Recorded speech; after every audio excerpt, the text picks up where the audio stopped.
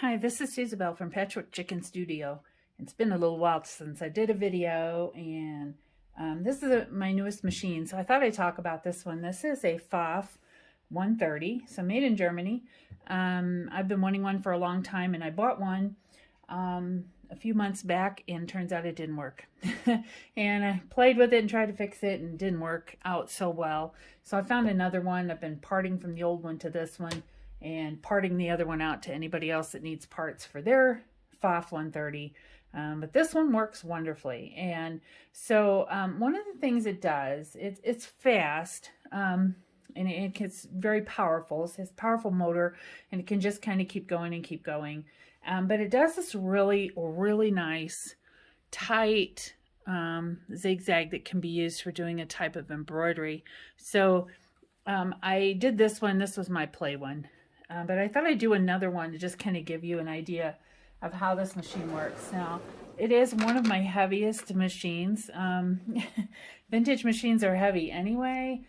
This one is like a monster, even though it's not a very large machine.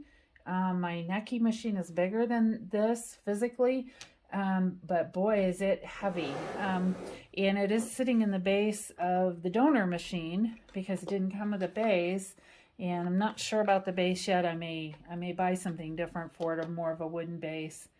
But it's because it's really heavy to lift it to get to the bobbin.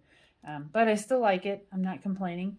The zigzag mechanism is very unusual in a Pfaff, and so most machines with a zigzag, they have knobs and things. They don't look like this, and this one has a lot of things that go on in one place. So not only am I changing the width of the zigzag here, but I can change the position of the needle to left or center or right, all in this one dial. And these things, these knobs are actually Bakelite. So it's plastic. It's one of the few plastic parts on this whole machine. And the knob that came off of the donor machine actually is metal. And I haven't been brave enough to switch them out, but I might put the metal one on here, just to kind of, because these Bakelite ones can get broken. But anyway, so what I did was just a very simple little design, just a little heart. And so I drew with a pencil on here the heart shape that I want to do. And I've adjusted the length of the stitch to be really, really close. It's like barely moving. And my zigzag is set at about a 3, so it's not extremely wide.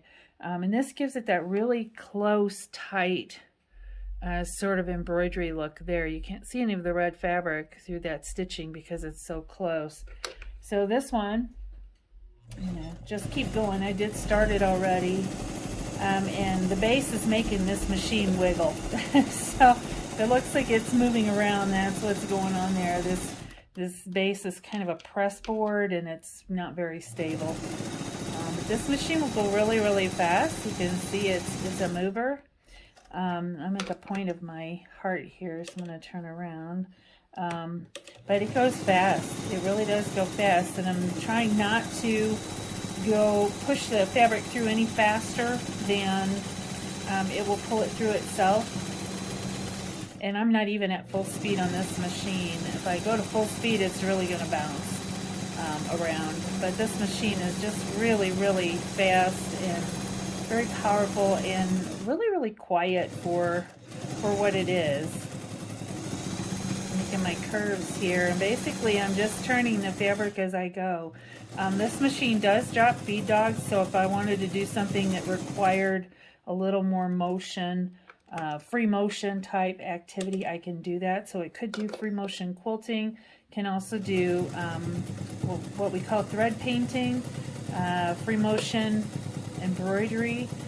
So it could do all of that. And so I've got my little heart in here. Trim my threads here.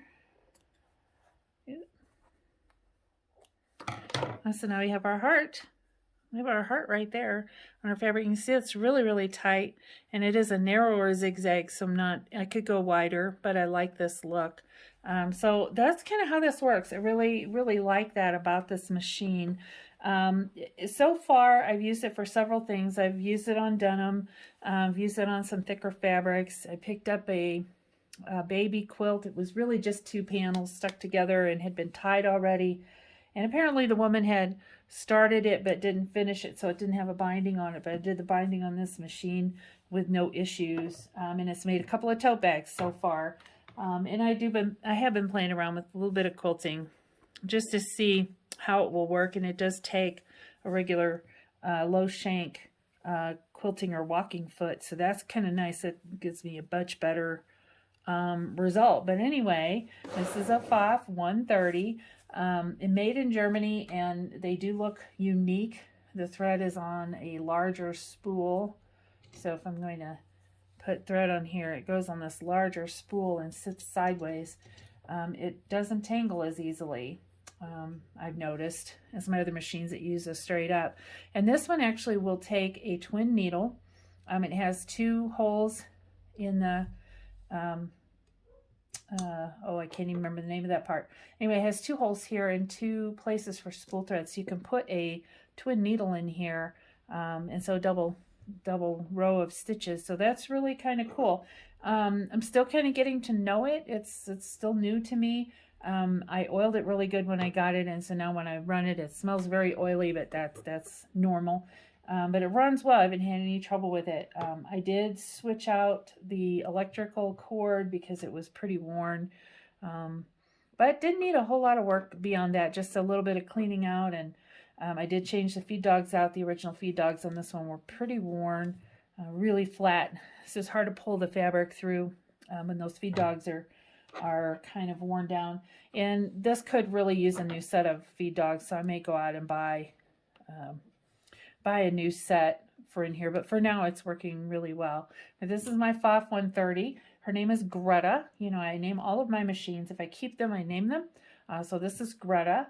And so far Greta's been wonderful. I have so many machines, sometimes it's hard to pick which one I'm going to sew with on a particular day.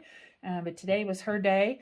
So a little bit of sort of free motion embroidery, and you can see it looks pretty good on the back too. Doing this kind of work is a great way to check for tension problems as well, because it'll show up. It'll definitely show up in there. This is Greta, and so now you've met my latest sewing machine. Thanks for watching.